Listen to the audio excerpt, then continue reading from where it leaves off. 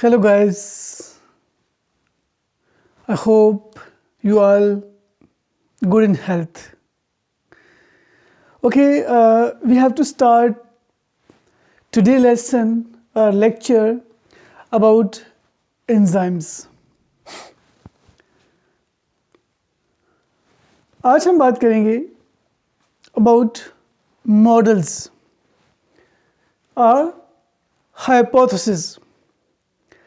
Students याद रखिएगा, researchers ने 2 टाइप्स के मॉडल्स को प्रेजेंट किया है या पेश किया है।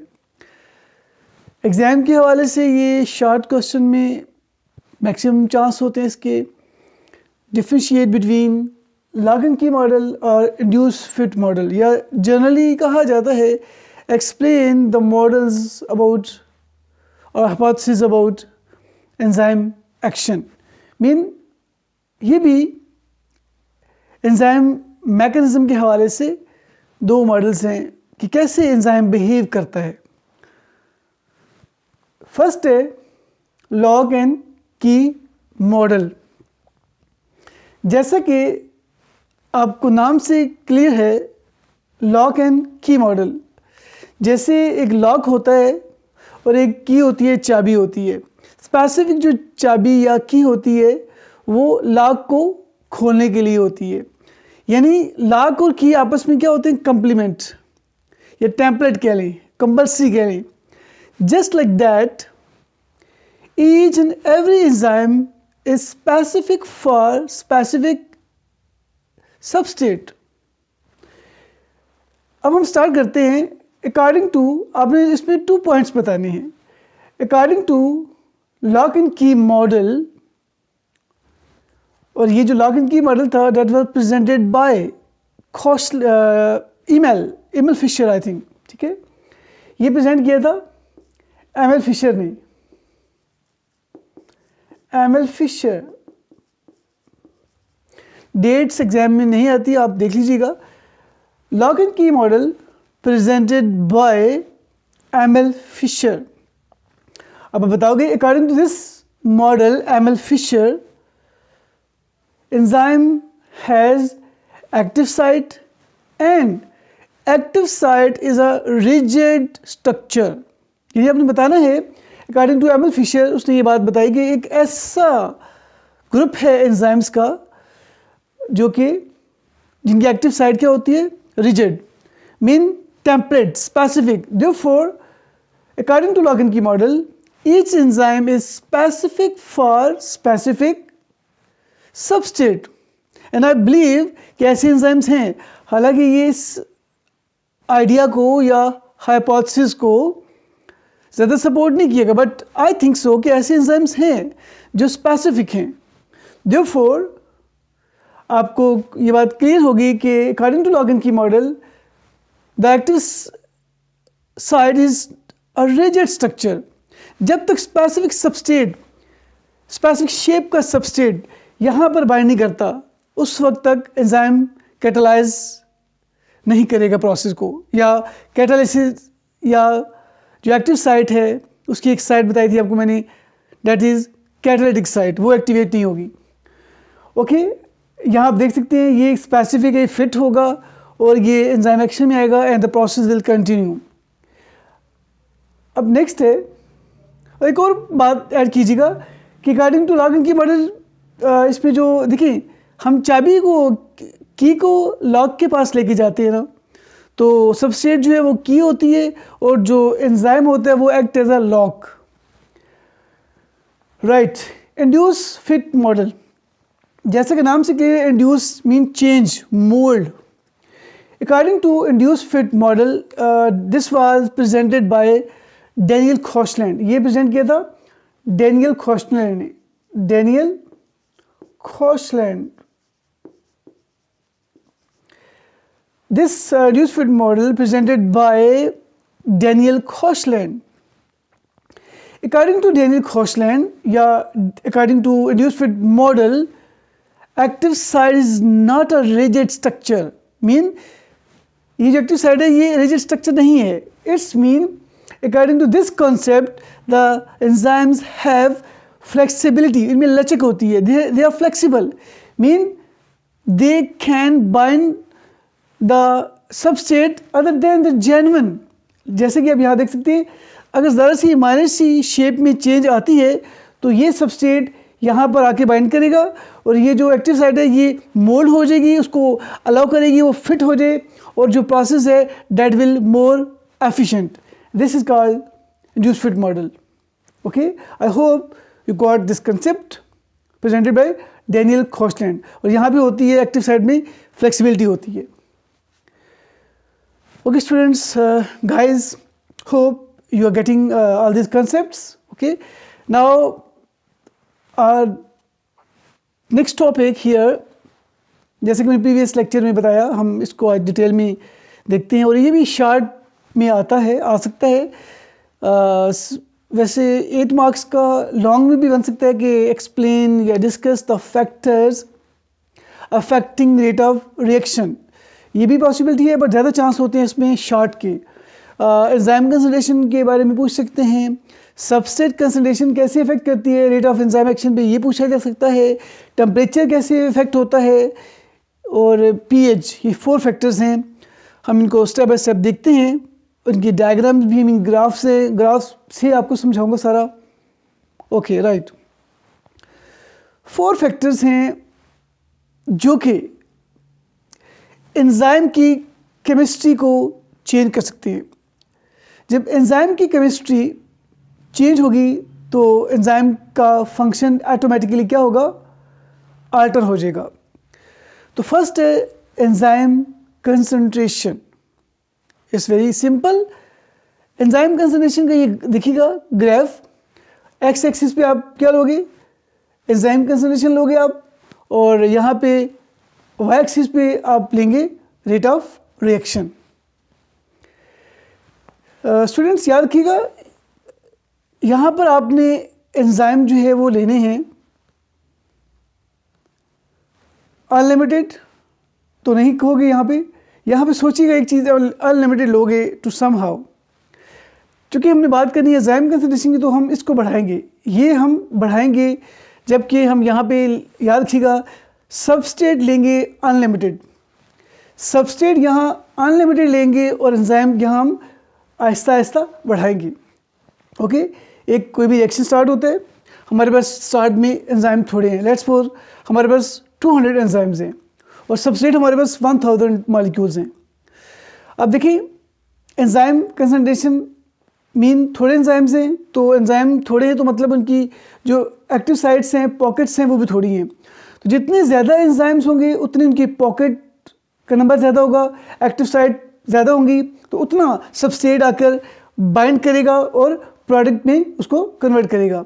तो सिंपल सा जवाब ये हुआ कि by increasing enzyme concentration the rate of reaction is increased. Mean if twofold का मतलब दुगना, if twofold we increase the enzyme concentration the rate of reaction double, but make sure we have to make sure that the substrate is unlimited. Therefore, जब unlimited substrate होगी तो this is directली proportional और ये continue रहेगा। Okay, हम enzyme बढ़ाते जा रहे हैं 3 टाइम्स 4 टाइम्स, जैसे जैसे एंजाइम बढ़ाएंगे क्योंकि रेट ऑफ एक्शन क्या होगा, बढ़ता चला जाएगा। बट एक वक्त आएगा, सबस्ट्रेट है तो अनलिमिटेड, बट एक वक्त आएगा वो कम हो जाएगी।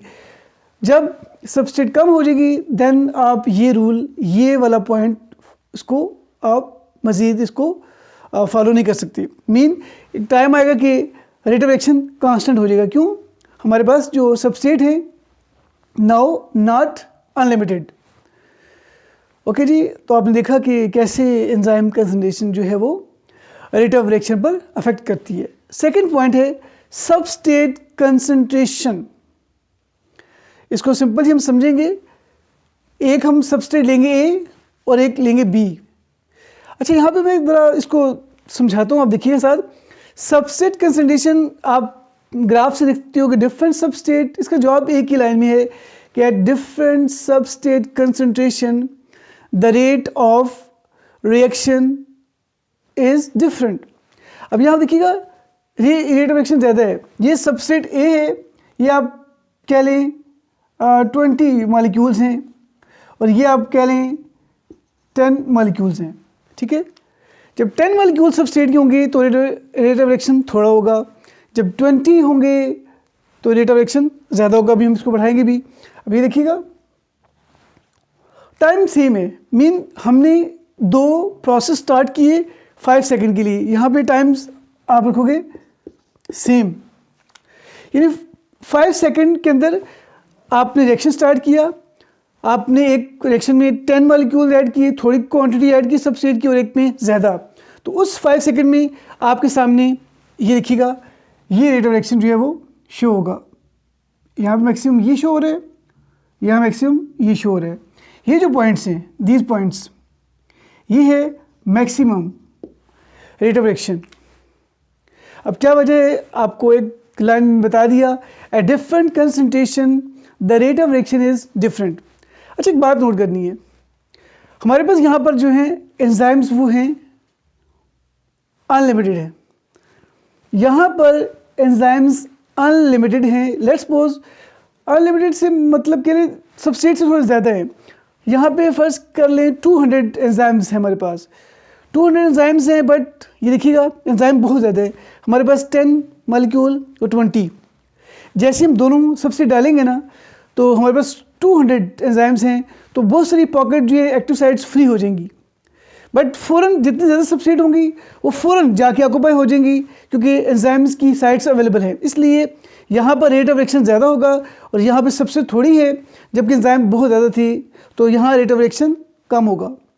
अब एक बात समझिएगा, जैसे जैसे हम सबस्ट्रेट बढ़ाएंगे, अब यहाँ पे 40 कर लेते हैं, देन 80, देन 100, और यहाँ पर भी हम सबस्ट्रेट बढ़ाते हैं 40, 60, 100।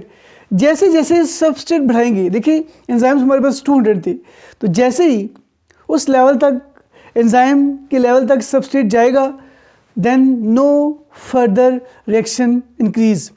यहाँ तक देखिएगा, यहाँ पर तो अभी जगह है, यानी ये जो पॉइंट है और ये जो पॉइंट है, इन पॉइंट्स पे एंजाइम्स आर अनसैचुरेटेड।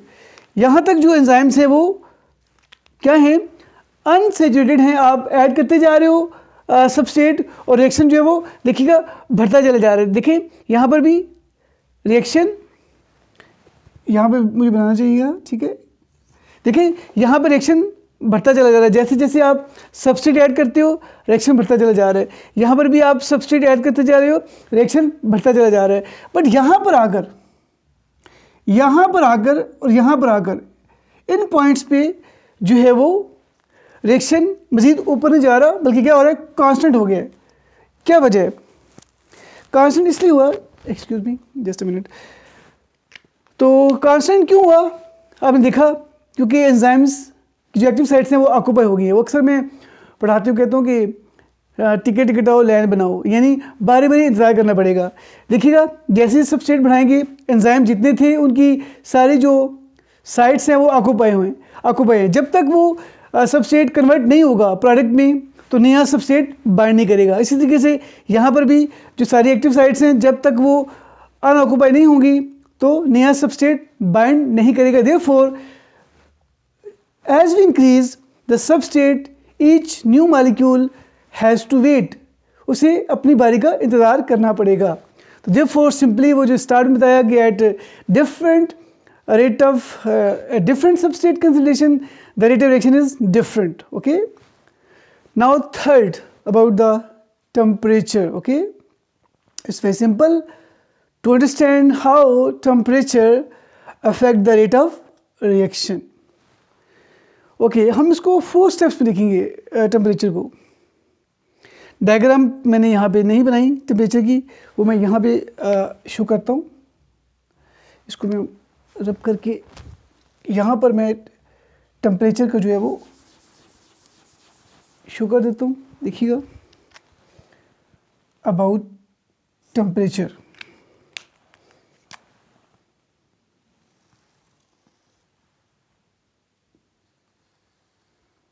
ये आप 37 डिग्री ले लें, यहाँ पर ले लें आप टेम्परेचर और यहाँ पर ले लें आप रेट ऑफ रिएक्शन, ठीक है, रेट ऑफ रिएक्शन। अब यहाँ पे देखिएगा 10, 20, 30, 40, 50, 60, ये 10, 20, 30, 40, 50 एंड 60। अब हमने इसको 4 स्टेप में समझना है। एक तो सिंपल सा जो आंसर है वो ये है कि by increasing temperature the rate of reaction increased,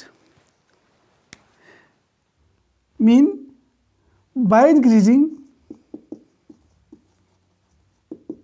temperature the rate of reaction increase. ये तो पहला पॉइंट हो गया, ये जनरल है। क्या होगा, देखिए किसी भी रिएक्शन में हमें एंजाइम को और सबस्ट्रेट को कोलाइड करवाना है। तो जैसे जैसे हम टेम्परेचर बढ़ाएंगे, एक्चुअली में वेन वी इंक्रीज टेम्परेचर तो हम हीट देते हैं। हीट से क्या होता है, एंजाइम और सबस्ट्रेट क्लोज होते हैं। जब क्लोज होंगे तो बाइंड करेंगे तो क्या होगा, प्रोडक्ट बनेगा, और प्रोडक्ट की बेस पर जितना प्रोडक्ट बनता है उसकी बेस पर हम कहते हैं कि rate of reaction is high. अच्छा, सेकंड पॉइंट, बट कब तक, कितना आप टेम्परेचर बढ़ाओगे? Up to optimum temperature. आपने बताना है अप टू ऑप्टिमम टेम्परेचर। अब आपने डिफाइन करना है ऑप्टिमम टेम्परेचर। आप बताओगे, इसको एक्सप्लेन करते हो कि what is optimum temperature? The temperature at which the rate of reaction is maximum. यानी ऑप्टिमम टेम्परेचर एंजाइम का वो टेम्परेचर है जिस पे एंजाइम मैक्सिमम वर्क करते हैं, उनका रेट ऑफ रिएक्शन मैक्सिमम होता है। और यहाँ पे आप देख सकते हो this is optimum, this is 37 is optimum, this is our body temperature, you know our body temperature 37 degree. तो हमारे 37 डिग्री पर ऑप्टिमम टेम्परेचर जो है वो एंजाइम का ऑप्टिमम टेम्परेचर है, यानी इस टेम्परेचर पर एंजाइम मैक्सिमम काम करते हैं। This is called optimum.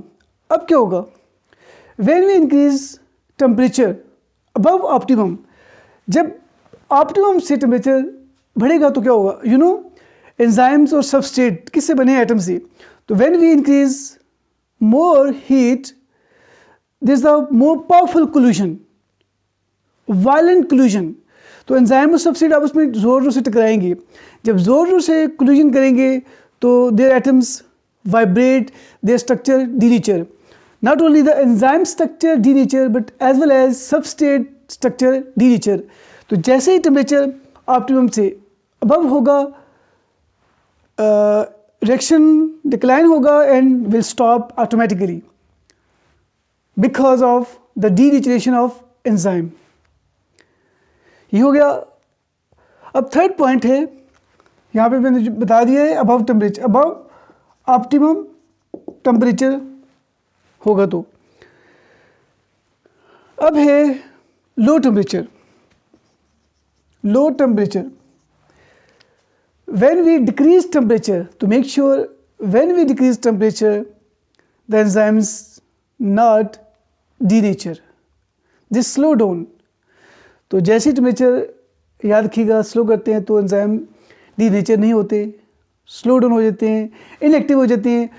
फिर अगेन जब उनको टेम्परेचर मिलेगा तो अगेन दे बिकम एक्टिव, दोबारा रिस्टोर हो जाती हैं। तो this is all about the factors and here I discuss the temperature. Okay, अब यहाँ पे समझ होना चाहिए डीनेचरेशन में याद रखिएगा एंजाइम कभी काम नहीं करते दोबारा, जबकि इनएक्टिव में दोबारा जो है वो एक्टिव हो जाते हैं when they get maximum I mean optimum temperature. अच्छा यहाँ देखिएगा, ये देखिएगा 10, 20, 30, 40, यहाँ पे बुक में लिखा है 10 degree.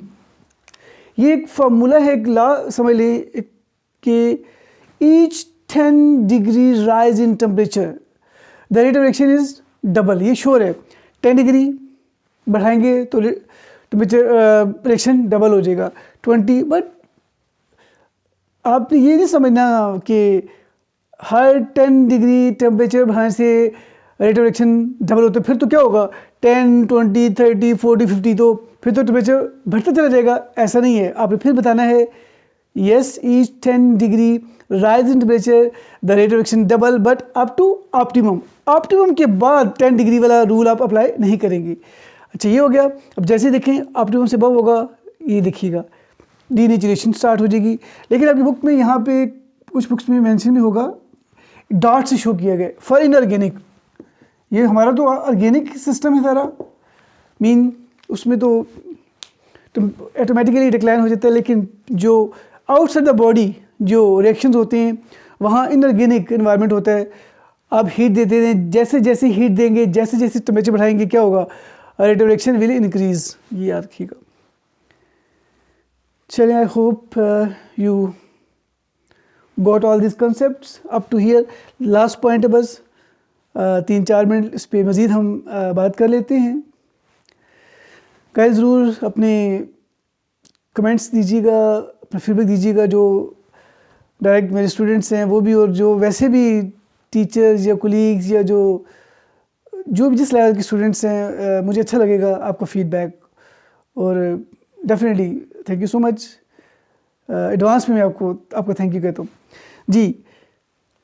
Now the fourth factor that can change the rate of reaction mean can change the chemistry, यानी केमिस्ट्री या कॉन्फ़िगरेशन वो चेंज हो जाए तो डीनेचुरेशन हो जाती है, शेप चेंज, फंक्शन चेंज। अब क्या होगा, pH. Fourth is pH. PH क्या है, hydrogen ion concentration. Okay, pH क्या है, पीएच ज़्यादा कर दें या कम कर दें, simple. Every enzyme work optimum at its optimum pH. What is optimum pH? Optimum pH वो नैरो रेंज पीएच होती है जिस पे एंजाइम मैक्सिमम काम करता है। अ स्लाइट चेंज अगर पीएच में ले आए, a slight change in pH can alter the ionization of the enzyme.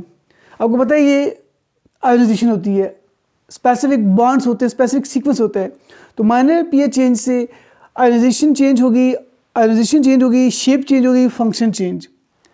And each enzyme has specific pH. जैसे आपकी बुक में टेबल भी है, पेप्सिन जो स्टमक में होता है, पेप्सिन की पीएच 2 है, सुक्रेज की पीएच 4.50 समथिंग है, इस तरीके से इंटेरोकनेज की 5 पॉइंट समथिंग, देन कैटलेज और देन अर्जिनेज की 9 पॉइंट समथिंग है।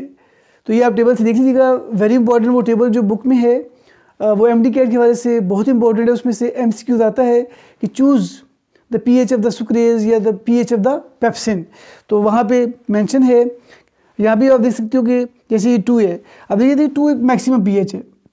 कुछ एंजाइम्स हैं जो 2 पे मैक्सिमम काम करते हैं, कुछ एंजाइम्स हैं जो 3 पे मैक्सिमम काम करते हैं, कुछ एंजाइम्स हैं जो 4 पीएच पे मैक्सिमम काम करते हैं।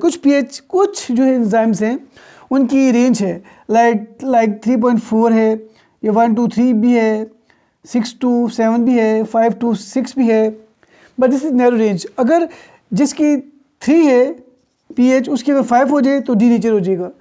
जिसकी पीएच 8 है, अगर उसकी 10 हो जाए तो वो डीनेचर हो जाएगा। Therefore every enzyme is specific for specific pH, यानी माइनर और वाइडर चेंज अगर पीएच में लाई जाए तो टोटली एंजाइम डीनेचर हो जाएंगे। जैसे देखिए पीएच बढ़ाने का मतलब है H पॉजिटिव बढ़ाना। जब H पॉजिटिव बढ़ाएंगे तो H पॉजिटिव एंजाइम की इस एक्टिव साइड के साथ जो एटम्स हैं उनमें जो OH है उनसे बाइंड करके शेप को चेंज कर देंगे। अगर OH पीएच, अब देखिए पीएच, ये देखिएगा पीएच कम करने को कहते हैं। H पॉजिटिव जब ज़्यादा होंगे तो पीएच लो होती है, याद रखिएगा। और जब OH ज़्यादा हो तो पीएच हाई होती है, अल्कलाइन। OH ज़्यादा होंगे तो पीएच अबव 7 जाएगी, ठीक है, अल्कलाइन। और जब H पॉजिटिव आयन ज़्यादा होंगे तो पीएच लो होगी, मीन एसिड होगी। तो OH ज़्यादा होंगे तो OH यहाँ पे जो H होंगे उनसे बाइंड करके शेप को चेंज कर देंगे।